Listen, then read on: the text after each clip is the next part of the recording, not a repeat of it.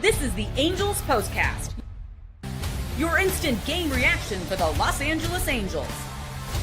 Part of the Locked On Podcast Network. Your team every day. Let's go. Let's go. Hello, Halo Nation. Hello, Halo hopefuls, and welcome back to the latest edition of the Locked On Angels Postcast, coming at you live, as always, after every single Angels game, but especially after a W like tonight, right here on the Locked On Angels YouTube channel, and after the fact, both on the channel and wherever you get the Locked On Angels audio podcast feed. If you don't know who I am, what's going on, everybody? My name is Gavin Carlson, former credential journalist in the LA area, was covering UCLA sports for 4 years with the Daily Bruin, and now in year 2 with the what? With the Locked On Podcast Network, where it is your team every day. Our team is the Los Angeles Angels. No, our team is the Anaheim Angels, baby, and we picked up a big time win against our rivals here, 4-1 against the Houston Astros after yesterday's abysmal, frustrating, disappointing, embarrassing 14-3 loss. It was so bad I almost choked on the score there, but boy, did they respond. Boy, was this an encouraging and a win that we can be really, really proud of. 4-1, so many positives from this game, and certainly setting up a huge game tomorrow, Sunday morning-ish, against these Houston Astros. Before we jump into this one, as always, shout out to every single person in here. I'm seeing a lot of the familiars: Newbie, Skylar, Mahoko, TFL, Dave T, Antonius, Roman, Joshua, so many others that I always see in here. Jeff, just so many. And everybody else who's here occasionally, or it's their first time or whatever. Shout out to every single person in here. Appreciate you guys so much. And wow, what a fun game we get to talk about tonight, because there are so many reasons to be excited about this game. And I'm not going to waste any time, because the Angels wasted no time. Time to reveal where the game was won or lost. It's the turning point. The team responded immediately. And if you remember yesterday's show and all the talk about it is one game, it's just one loss, I know it hurt. I know we were really anticipating yesterday's game. Huge series opener, huge final 6 games of this road trip. Angels 8-4. If they can just win this Astros series or this Rangers series or both, then we can really start to believe that this team is legit. And then they go and absolutely lay an egg yesterday. They get blown out. They get embarrassed. People are starting to wonder, are we back to the old Angels? Does this team have no fight? Were we just lucky against bad teams? And what did I say yesterday? And what did we all say yesterday? If they respond with a win, period, it's very encouraging. If they respond with a loss where they fight and make it a close game, still encouraging. But the ideal situation is if they immediately respond with some runs in the first inning, with a strong start from Tyler Anderson. And boy, was that exactly what we got. The turning point, it's right away, folks, because the Angels don't wait a couple innings. Screw it. They don't wait a couple at-bats. 3 straight hits. Taylor Ward leadoff single. Luis Rengifo double. And then Mike Trout with a great at-bat. All the people questioning, okay, he's hitting home runs. He's got 6. He's tied for the lead. But he's going 1 for 5 every night. He's still striking out a time or two. He's still not coming through with runners in scoring position. Well, how about 2 on, 2-0 pitch, great professional hitter at bat right here. You get ahead 2-0, 2 pitches on the corners, 2 takes, and then 2-0. I mean, he was sitting fastball. It was a little more inside than maybe you'd like to swing at on a 2-0 pitch, but he was sitting fastball and he ripped it. I know it was only a 76 exit velo, but it was in on the hands. He has enough strength, we know that, to rip it. And with the infield in, it goes right up the middle. Not only does Ward score from third, but Rengifo gets a great jump and he scores from second. And just like that, before the Angels have even recorded an out, it's 2-0. I mean, you couldn't have asked for a more perfect response. And you have to give credit to everybody involved in this start. You have to give credit to Ron Washington. Clearly, the vibes were good coming into the game. You have to give credit to the first 3 hitters here. I know there's been a lot of talk about Taylor Ward leading off. There's been talk about Mike Trout hitting third. There's been talk about, should it be Shanuel? I know I keep messing it up. Shanuel at second or Rengifo? Or does Kyron Paris need to be in this top 3? Well, talk about a response from these three guys. Boom, boom, boom. It's 2-0, just like that. That's the turning point, because not only is there an instant response to what happened yesterday, eliminating any questions about if this team would respond to yesterday, but then you get a response and then some from our player of the game. This is the Locked On Player of the Game. Of course, it's Tyler Anderson, and boy, oh boy, did we need the start from him. I said it yesterday. We need this guy to, ideally every game, right? You need your starter to go deep, to eat up innings, to get into the seventh inning without allowing a run or something, right? But for Tyler Anderson, with all the pressure coming into this start, because we are coming off a huge loss, and there's questions about the bullpen, whether you can debate how fresh the bullpen was coming into this one. Ryan Johnson back. You didn't have to use Detmers. You didn't have to use Kenley Jansen yesterday. But still, obviously, we haven't liked what we've seen from the bullpen. Ben Joyce is hurt. And even the guys I just mentioned, it's not like Detmers has been lights out. It's not like Zephyr John has been lights out, right? So many questions about the bullpen. And Tyler Anderson still doesn't have a win, still doesn't have a decision. What Tyler Anderson are we going to get in 2025? Still questions about that. Talk about a response from him. The guy didn't allow a hit for just about the entire start. The final stat line, 5 2/3 inning, he gives up one hit. And it came in the sixth. Would have loved to see him get through the sixth. Obviously, the pitch count was high. And the reason the pitch count was high, because boy, oh boy, after a 1-2-3 first, a 1-2-3 second, a 1-2-3 third, he has about as an eventful of a fourth inning as you can have. Gets Jose Altuve to fly out, but then he walks Isaac Paredes. I'm saying the name right there, I believe. Isaac Paredes. Walks him. Wild pitch advances him to second. Then he walks Yordan Alvarez. Then he walks Christian Walker, and the bases are juiced. The bases are juiced with one out. And you're thinking, first off, thank goodness we have a lead, right? Tyler Henderson, during his amazing stretch at the beginning of the last year, this guy never pitched with a lead. Never.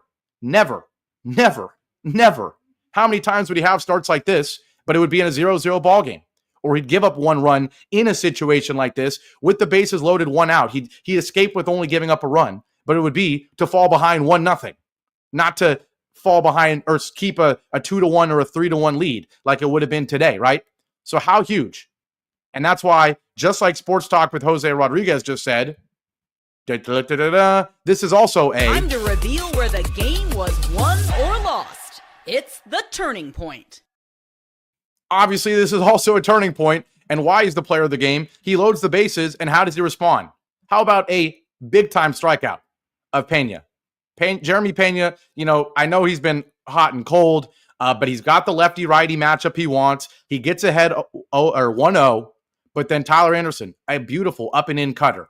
Then he gets a swing and miss on a beautiful changeup, right? Beautiful. So you get two swings on two pitches right on the corner. Just like that, you're up 1-2. I don't love a four-seam fastball pretty much at the heart of the plate on 1-2, but hey, foul tip strikeout. And then Yainer Diaz, the hero of the game yesterday for the Astros, a one-pitch hanging changeup, but he's able to get him to have a weak, pop-up line out to third base. So obviously, huge turning point there to get out of it. And once again, this team, they're feeding off each other this year.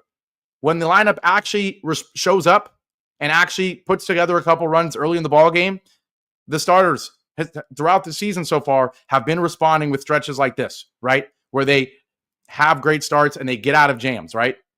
And then when the pitcher gets out of a jam, this lineup usually responds with more runs. And that's exactly what Taylor Ward did. He had the leadoff single to start off the ball game. How about a solo shot to right field to make it 4-0? And yes, it wasn't the hardest hit ball to right field, 352 feet, but goes opposite field. Nice swing, makes it 4-0. We didn't mention the Nolan Schanuel home run in the fourth. That was huge. That made it 3-0, right? Shout out to him. He hit it 103 exit velo, 383 feet, an absolute moonshot. But really, it felt like that bases loaded jam that Anderson gets out of in the bottom of the fourth, instantly leading to a solo shot from Taylor Ward to put it up 4-0. At that point, obviously Tyler Anderson still hadn't allowed a hit. Obviously, you're still afraid of this Astros team because they do it to us every year, every time we play them. But at that point, it really felt like, man, this team might be different. This Angels team might be different than the years past. They're not just a fluke. They're not just hitting home runs. They're going up 2-0 early. They're getting out of bases loaded jams. They're adding solo shots in back-to-back innings from Ward and Shawnuel. They're doing everything you needed to do. And then Tyler Anderson goes 1-2-3 in the fifth, right? And then he goes 1-2 in the bottom of the sixth, gives up a double, gives up a walk. And this is the last turning point of the ball game. Ron Washington, I think at the right time, brings Ryan Johnson in. 2 on, 2 out. We've seen this bullpen in multiple games this year give up runs in this situation, but not today. Johnson gets Pena to strike out swinging. Beautiful at bat. Only throws one pitch in the zone. A called strike on the first pitch of the at bat. Gets Pena fooled, chasing cutters down and away.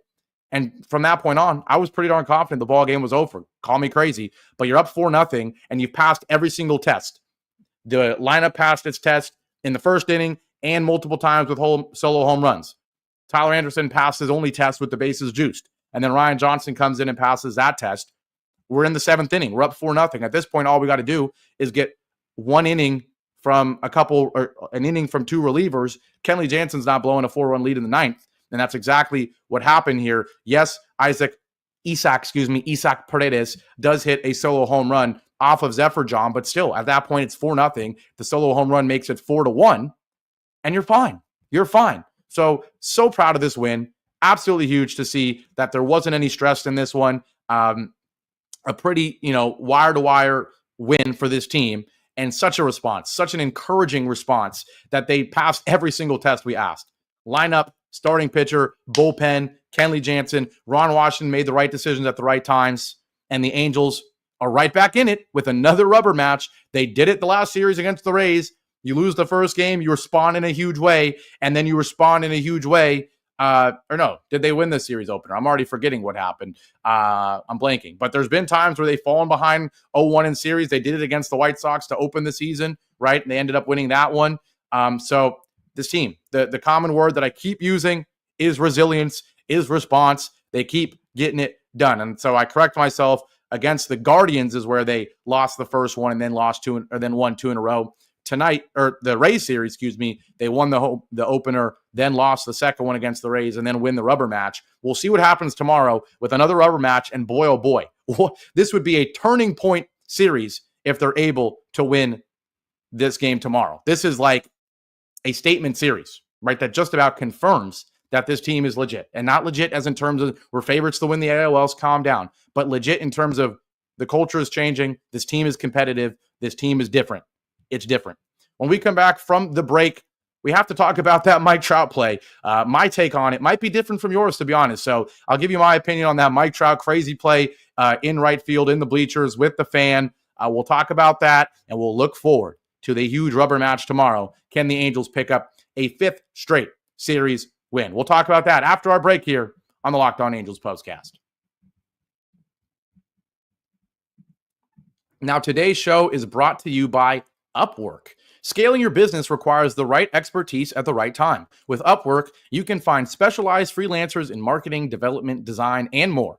Experts ready to help you take your business to the next level. Upwork gives businesses flexibility by connecting them with top freelance talent across multiple industries, including IT, AI, web development, and marketing. Whether you need extra hands for a project or a long-term partner, Upwork makes hiring simple and affordable. Now, if you want to find the right talent, if you need help with a marketing campaign, for example, Upwork can help you find a freelance expert who delivers incredible results in that field. There's fast and easy hiring. Posting a job is free and simple, and within a day, multiple qualified candidates are available to choose from.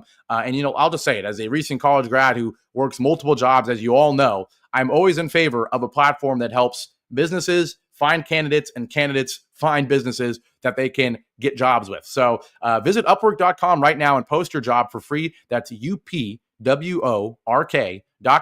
Upwork.com, to connect with top talent and grow your business today. And today's show is also brought to you by Supply House. You know how much we love Supply House. Talk about it just about every single show. Get the supplies you need from the site made for the skilled trade, Supply House. Whether you're in plumbing, HVAC, or electrical work, Supply House is the reliable way to order products online. Their easy-to-use website is packed with helpful resources and the latest product info to help you get the job done right. Plus, with a complete inventory of over 200,000 parts from 400 plus top brands, you'll find exactly what you need delivered fast from coast to coast. Need help with an order? Supply House offers expert support and industry-leading service, so you'll always talk to a real person. And for trade pros looking for an extra edge, their free TradeMaster program offers exclusive perks like a dedicated phone line, free shipping, and discounts on every order. Thousands of skilled professionals are already taking advantage. Now it's your turn. Join the TradeMaster program today at supplyhouse.com/TM and start ordering plumbing, HVAC, and electrical supplies with just a few clicks. Plus, use promo code SH5 for 5% off your first order. That's supplyhouse.com. Back here live on this victory edition of the Locked On Angels Postcast. I'm repping the shirt, all right? I'm proud of it. Love the shirt, love the postcast, and love all of you, and love this victory. 4-1 for the Angels. Huge bounce back win for so many reasons. We talked about the early offense. We talked about Tyler Anderson. What we didn't talk about was that play with Mike Trout in the right field bleachers. Some people saying eerily familiar to what happened in the World Series with Mookie Betts in New York at Yankee Stadium. But here's my take on it. And if, a lot of my friends say I use this phrase way too often. Some of you who have been watching the show for a while have probably heard me say this phrase a few times. It's one of my favorite ones when it comes to, debates such as this. Two things can be true. That's my number one phrase I always use. Two things can be true. Yes, absolutely. Was that an out? Did Mike Trout catch that ball? Was that a ridiculously bad call by the umpires? A frustrating one. I don't know how you missed that call. There's a guy not too far away on the right field line. And we have replay review. I know there's all these rules about when you can use it or not, but come on. There's no way that play should not be called an out. Good thing it didn't matter, right? But two things can be true. First and foremost, that is an out. That is a horrible miscall by the umps. And Mike Trout did everything right in that situation. That being said, number two, this is not the same as Mookie Betts in the World Series. I'm at Yankee Stadium. It's not. All right. And so for people saying it's identical, it's a little bit ridiculous. I will say that for several reasons. First and foremost, I believe correctly, if I remember correctly, in that World Series game, Mookie was pretty close to being in the field of play, right? Mike Trout clearly goes over and grabs it the same way you would robbing a home run, right? It's clearly in foul territory. That being said, he made the catch, right? He made the catch. So again, it should have been an out, but I'm pretty sure the Mookie one was at least right at the wall or maybe even in the field of play, first and foremost. Number two, the reaction from the fan is completely different. First, like I'm saying, obviously it's in where he's standing and he's not reaching over, but the fan tonight, he ripped the ball out of Mike Trout's hand, but then almost seemed to know what he did and then immediately tried to put it back. And I don't think, some people are saying that's him instantly knowing that if he keeps the ball, he's going to get banned or something. I don't think that's the case. I don't think a brain works that quickly. I'm pretty sure he's a fan minding his own business. Put yourself in his shoes. You have a chance to catch a foul ball. I don't think that's something that happens very often. I've never done it, and I've been to plenty of games. I've never caught a foul ball. I've never even been close. There's been times where the ball's bounced and then gone up, and then maybe there was a chance. But a foul ball on the fly like that with one of the greatest baseball players of all time jumping into your grasp. A lot going on. And he did what I think anyone in this situation would do. They would try to catch the ball. And I don't think there's enough of a reaction to go, oh, I didn't get it, but I'm an Astros fan rooting against the Angels. I'm going to try to rip it out of his glove. No, I think he's trying to get the ball. In his brain, he's thinking he's fighting with other fans to get it, not with Mike Trout. And the second he realizes he takes it from Mike Trout, he goes, oh, crud, let me give it back to him. I'm not trying to be a bad guy. I'm not trying to be, as Nathan says, Steve Bartman. I'm trying to give it back to him. I'm an innocent bystander, right? So couldn't be any different from what the New York Yankees fans did, where they almost tore Mookie Betts' arm out of his socket, right? I mean, come on. That was ridiculous. That was appalling. That fan should probably never be allowed to go to a baseball game again, right? Versus this guy, like Giga Chad here says, nice name, by the way, goes, can't fault the guy. He looks sorry right after. Absolutely. Absolutely, right? So, like Kramerica Industry says, Kramerica, there we go. There are two fans? Exactly. There was two fans. They were also clearly trying to rip the ball out for like seconds. It wasn't for a millisecond. They were trying to pull the ball out of Mookie's hand for like a good 2 to 3 seconds. So I think it's completely different. But obviously you have to talk about it. Crazy game, or a crazy scenario in this game. And kind of just a funny moment we'll look back and laugh at if it came in a loss, or if, God forbid, something happened in that inning and they scored a run because that out wasn't called. Boy, oh boy, would have absolutely lost it.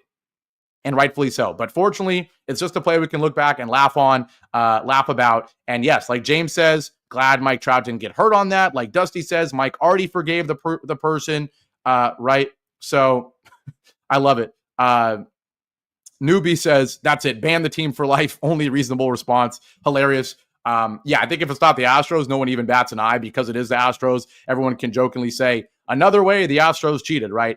But yes, as Dave says here, Trout is a first-class act. Is a class act. Yeah, I mean, at the end of the day, Newbie's making me laugh here. He says Gavin should fight that fan. I'm pretty reasonable on things like this. I try to give people the benefit of the doubt, and I will absolutely do that for him. I mean, Dave, yes, you're right here. He says, I'm fine with the fan stealing a catch with a glove that comes into the stands, but it is absurd to reach in a player's glove and take the ball. I mean, it felt simultaneous to me. Maybe I'm being too kind, Dave. You're certainly right in saying it wasn't a catch by him. It was certainly it's not like, in the NFL where the receiver and defensive back catch it at the same time, and then obviously they're going to rip for it.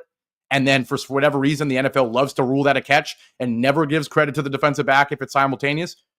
Yes, it looked like the ball hit the glove and then the hand sandwiched the ball and tried to rip it out. So I agree with you that he ripped it from the glove, but I think just the instant reaction of, oh crap, let me give it back to him. I think that's enough to say this guy doesn't need to be, thrown out.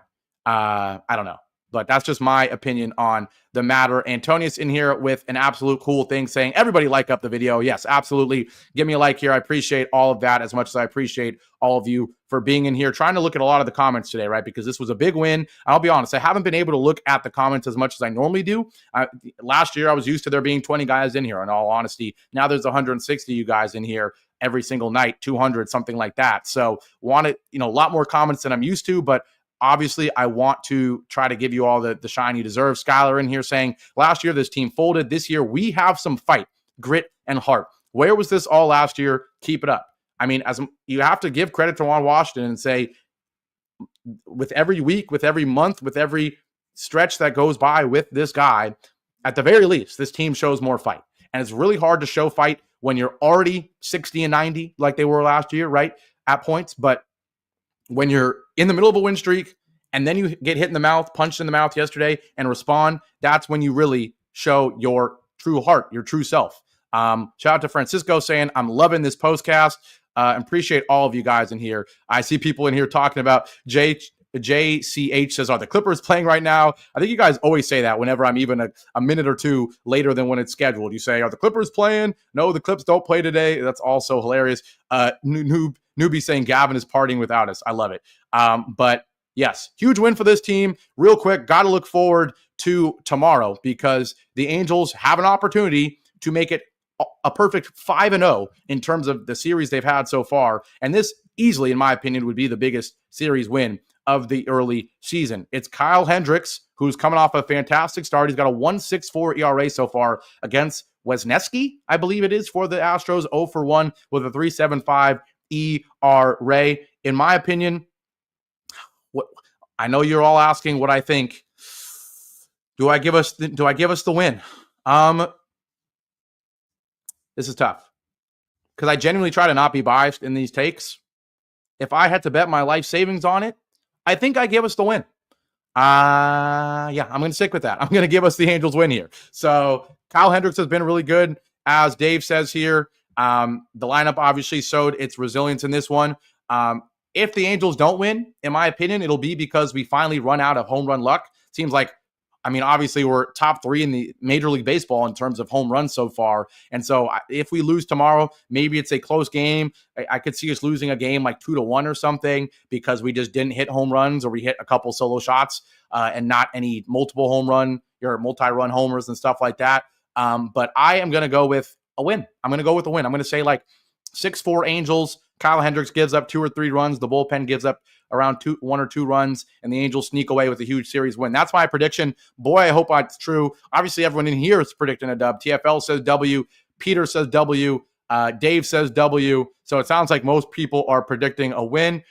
Yes, Roman in here talking about the Clips. Big game for my Clips tomorrow against my other childhood team, the Warriors. I'm certainly rooting for my employers and my number one team right now, the Clippers. James says it's a W. Giga Chad says it's a W. Everyone's saying W. So hopefully we're right. Obviously, an earlier pitch tomorrow. First pitch at 11:10 a.m., which means the show will be around 1:30, 1:45, 2 p.m. So expect me live then. I will be keeping my eye on that Clippers-Warriors score as well. But, first and foremost, it's all about our Angels. They're 9-5. They can get to 10 wins already, just 15 games into the season if they win tomorrow. I'm going to wrap this one up, an extra long one today, 26 minutes. My boss tells me it should be 18 to 20, but hey, I love you guys. So I'm going to give you the biggest and longest show I can. But Angels win 4-1. Angels move to 9-5. Series all tied at 1 apiece. The rubber match, another rubber match tomorrow. Mahoko, I got to give you your credit. He's calling a Kyron Paris home run. Jay the Gamer says that he wanted a home run today. So Austin hilariously says, have you ever predicted an L? Unfortunately, I think Austin might be right that I haven't predicted an L. Fair play. But I'm not changing it right now. I'm picking another dub. Call me a homer. Call me whatever you want. But I'm calling a dub. If I'm wrong, fair enough.